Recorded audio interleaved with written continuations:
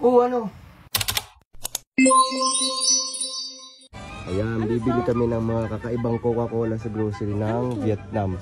Hindi po natin alam, ate, pero pabibili natin kay Ate Matic. Ako na lang bibili. Itong Doraemon na hindi ko alam kung ano to. Let's go.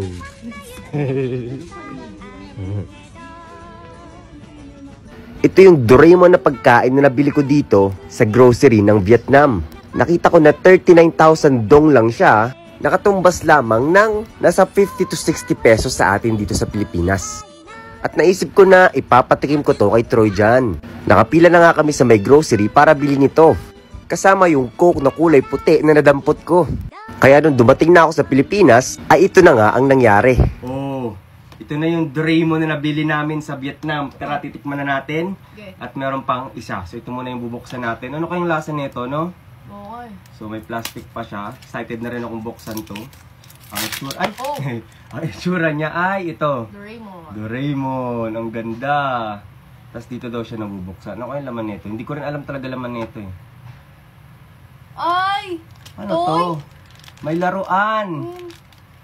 Tapos, ano to? May laruan siya. Candy. Tapos, ano to? So may mga iba-iba siyang... Hindi ko alam na may laruan siya. So, wow. Ang nakuha natin ay may wand. Ito yun, yung may wand. Wala naman may wand dito. Ayan, no, may wand. Ito.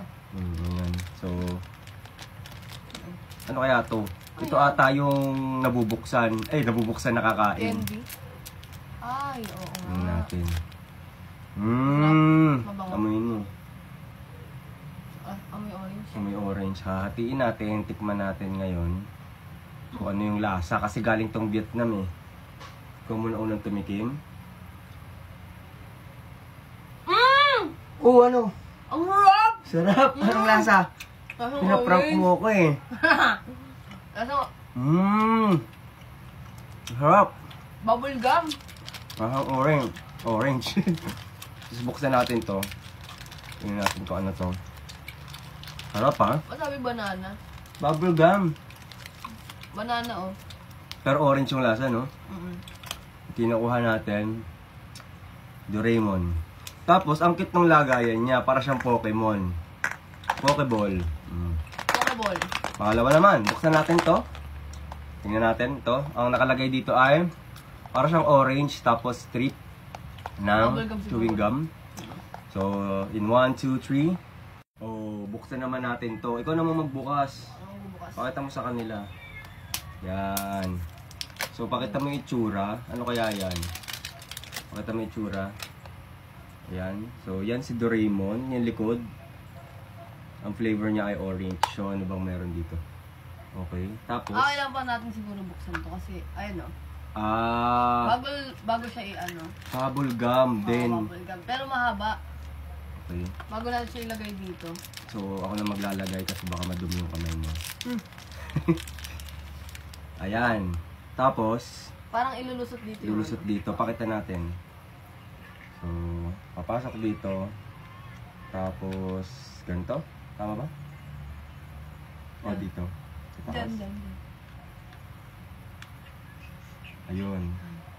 Tapos, sasara na siya. Okay. Tapos, ganang humila ng gusto mong haba. Paano siya puputulin? Wala. Ganun lang. So, ako, pagkahila mo, wala na.